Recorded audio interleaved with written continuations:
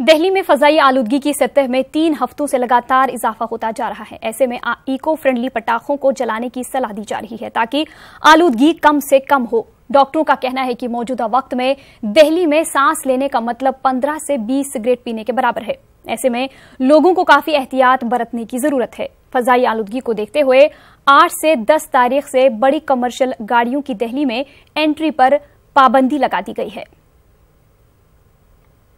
नहीं, प्रिकॉशन तो अब यही है, मास्क के अलावा और क्या ले सकते हैं। बहुत ज़्यादा है इस वक्त, स्थिति बहुत ख़राब ही होती जा रही है। अब पता नहीं इसके उपाय कुछ सरकार कुछ कर रही है नहीं कर रही है, हमें ज़्यादा मालूम नहीं है, लेकिन कुछ इससे कुछ फ़र्क नज़र नहीं आ रहा, कुछ उल्टा बढ़ता ही जा रहा है ये दिन पर दिन। सांस लेने में तकलीफ होती है। हम देखो, मैं तो बेसिकली टीचर हूँ, तो सुबह जाता हूँ तो सुबह बच्चों को भी बहुत ज़्यादा दिक्कत है। जब हम ग्राउंड में सुबह प्रेयर कराते हैं तो पूरा कोहरा होता है, पूरा पोल्यूशन होता है, जिससे बच्चों की आंखें एक तो वो होती है और दूसरा बच्चे खांसते रहते हैं, छींकते रहते हैं, तो वो बहुत ज़्यादा दिक्कत है पोल्यूशन से। तो हमने बच्चों को भी अवेयर किया है कि भाई पटाखे ना जलाएं, और दूसरों को मना किया है कि दूसरे भी पटाखे ना जलाएं, कुछ ऐसे जिससे कि पोल्यूशन पे थोड़ा सा कंट्रोल हो सके। तो बच्चे बहुत अब समझदार हो गए हैं, वो खुद नहीं जला रहे पटाखे। नहीं तो पहले कभी स्कूल में भी वो दिवाली मनाते थे, आज स्कूल में भी दिवाली नहीं मना रहे।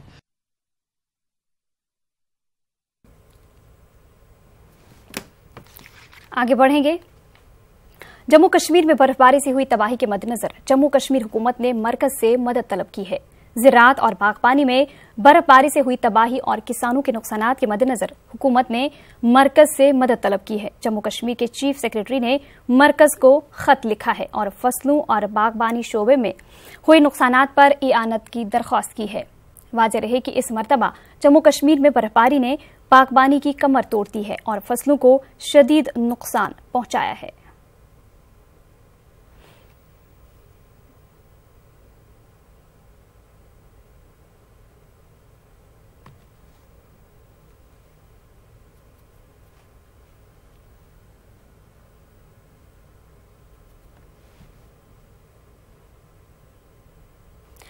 राम मंदिर मामले में अखाड़ा परिषद ने यू टर्न लिया है। अखाड़ा परिषद के सदर महंत नरेंद्र गिरी ने राम मंदिर की तामीर को लेकर बड़ा बयान दिया है। नरेंद्र गिरी ने कहा कि राम मंदिर की तामीर कानून बनाकर ही की जाए। इस बयान से पहले उन्होंने आपसी समझौते या अदालत के जरिए मामले को हल करने की बात कही थी, मगर नरेंद्र गिरी ने अब नए बयान में कहा है कि विश्व हिंदू परिषद के मुतालबे के साथ अखाड़ा परिषद भी है। वाज़ेह रहे कि राम मंदिर की तामीर को लेकर कल कौमी अक़लियती कमीशन ने भी बड़ा बयान दिया था। कौमी अक़लियती कमीशन ने राम मंदिर की हिमायत की थी। कमीशन के चेयरमैन गयूरुल हसन रिजवी ने बयान दिया था कि अक्सरियती तबके के लोगों की अकीदत राम मंदिर से जुड़ी है और राम मंदिर की तामीर ही मसले का हल है।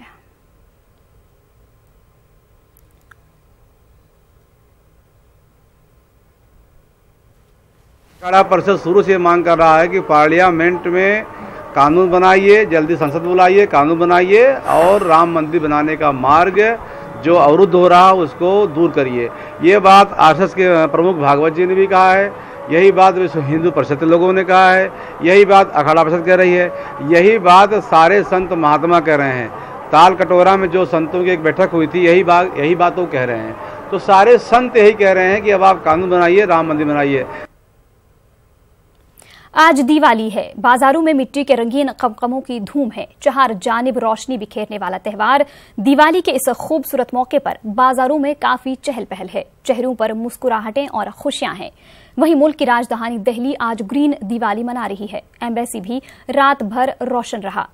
दिल्ली रात भर कमकमों से जगमगाता रहा।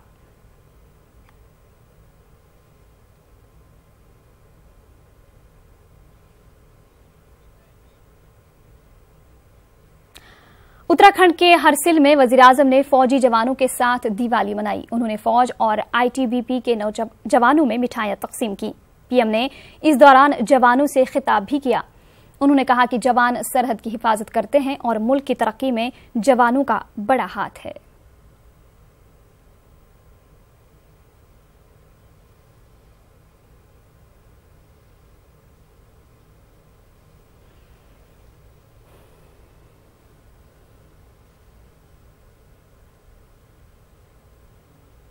देश की ऊर्जा बनाए रखने के लिए आप अपना जीवन संभालें। देश को शक्तिमान बनाने के लिए, देश को सामर्थ्यवान बनाने के लिए आप यहां रहकर के सीमाओं की सुरक्षा कर रहे हैं। ये सिर्फ धरती के किसी हिस्से की सुरक्षा नहीं, ये 125 करोड़ देशवासियों की सुरक्षा है। ये 125 करोड़ देशवासियों के सपनों की सुरक्षा है। ये 125 करोड़ देशवासियों के उज्जवल भविष्य के लिए आपकी तपस्या है। और इसलिए आप सबके बीच आकर दिवाली की प्रातः वेला को मैं एक बहुत खुशी की अनुभूति करता हूं। शायद हिंदुस्तान में कोई कोना ऐसा नहीं होगा जहां दीपावली का पर्व बड़े उमंग उत्साह के साथ न मनाया जाता। यह प्रकाश का पर्व है, अज्ञान से ज्ञान की तरफ, अंधियारे से उजाले की तरफ ये मार्ग प्रशस्त करता है। लेकिन प्रकाश की एक और ताकत है, जहां प्रकाश होता है वहां मन के अंदर से भी बुरे कर्म करने की इच्छा अगर है तो कुछ पल के लिए ठहर जाती है, रुक जाती है, अटक जाती है। वहीं उत्तराखंड में हरसिल बॉर्डर पर जवानों के साथ दिवाली मनाने के बाद पीएम मोदी केदारनाथ पहुंचे, जहां उनका वालिहाना इस्तकबाल हुआ। उन्होंने केदारनाथ मंदिर में पूजा की। इसके बाद केदारनाथ में कुदरती आफात के बाद नई तामीरात का जायजा लिया। उत्तराखंड के वजीर आला त्रिवेंद्र सिंह रावत भी पीएम मोदी के साथ थे। आपको बता दें कि वजीर आजम बनने के बाद नरेंद्र मोदी तीसरी बार केदारनाथ धाम पहुंचे।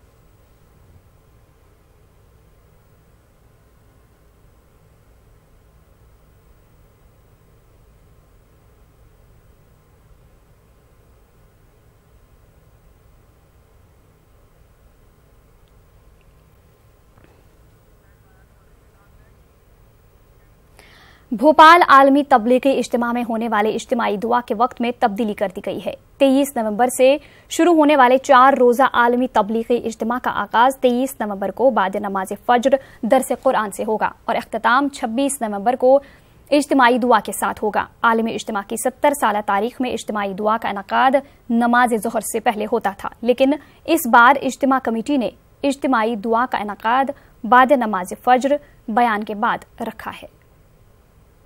इसकी खास बात नहीं है कि चौथे दिन का इज्तिमा है, लोग अपने अपने घरों पे जल्दी पहुंच जाएं, इसलिए रश ज़्यादा हो जाता है और लोगों को क्लियर होने में देर लगती है। इसलिए सुबह की फजर की नमाज के जो बयान होगा उसी में दुआ हो जाएगी इंशाअल्लाह।